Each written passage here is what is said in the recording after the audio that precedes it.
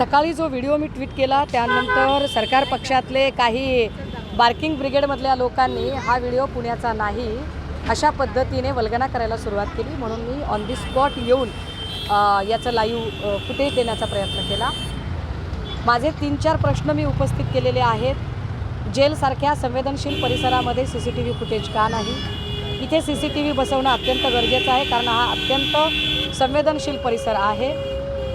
दुसरा महत्त्वाचा मुद्दा की जर एखाद्या कैद्यांना तुम्ही कोणती वस्तू देत होतात, कैद्यांना वस्तू देणं जर इतकं गरजेचं होतं तर मग जेल प्रशासनाकडे पत्र लिहावं, अधिकृत परवानगी घ्यावी, वस्तू तपासून द्याव्या। अशी आपल्याकडे प्रक्रिया असताना तुम्ही इथे वस्तू देता।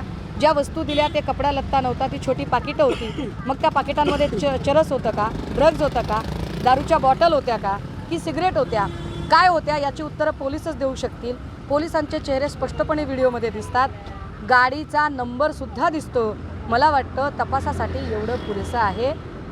महाराष्ट्र पोलीस खातं एवढं हुशार नक्कीच आहे की पोलीस अधिकाऱ्यांचे चेहरे जर स्पष्ट दिसत असतील तर चौकशी करणं सोपं आहे। तुम्हाला राज्याचं गृह खात्याचा कारभारावर प्रश्नचिन्ह तुम्ही उपस्थित आहे। राज्याचं गृह खातं कुठेतरी कमी पडलं असं वाटतं सगळं? मला असं वाटतं की दरवेळेला तृतीय आणि चतुर्थ श्रेणीतल्या पोलीस कर्मचाऱ्यांचं फक्त निलंबन करणं, चौकशा लावणं एवढं पुरेसं नाही आहे। यांचे जे वरिष्ठ अधिकारी असतात, समजा कारागृहाचे अधीक्षक आहेत, महानिरीक्षक आहेत, हे लोक काय करतात? ह्यांनी ढील दिल्यामुळे हे घडतंय का? कारागृह अधीक्षक आणि महानिरीक्षक ज्यांनी रिपोर्ट करायचा असतो वर गृह खात्याला, ते गृह खातं यांना कंट्रोलमध्ये ठेवू शकत नाही का? त्यामुळे दरवेळेला कधी पीठ बदला, कधी तवा बदला, कधी काही चूल बदला, हे सगळं करण्यापेक्षा आता आचारी बदलण्याची वेळ आहे।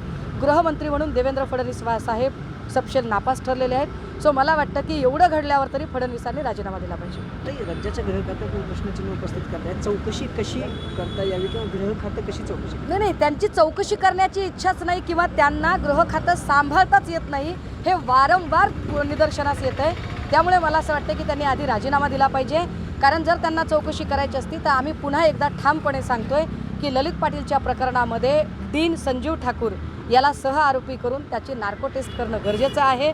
पण अजूनही संजीव ठाकूरला सह आरोपी केलेलं नाही, त्याची नार्को टेस्ट झाली पाहिजे। त्याला पळून जायला मदत करणारा जो माणूस होता, विनय अरहनाचा ड्रायव्हर दत्ता डोके, ज्याला हडपसर पोलिसांनी ताब्यात घेतलेलं आहे, त्याची नार्को टेस्ट करणं गरजेचं आहे।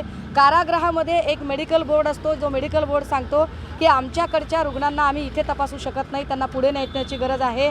तो कोण डॉक्टर होता ज्याने सही करून ललित पाटीलला पुढे रेकमेंड केलं होतं, त्याची चौकशी तर या कुठल्याच चौकशा होत नाहीत। याचा अर्थ त्यांना चौकशा करण्याची इच्छाशक्ती नाही आहे। त्यामुळे मग आता आपण गृहमंत्र्यांचा राजीनामा मागण्याशिवाय माझ्याकडे पर्याय नाही।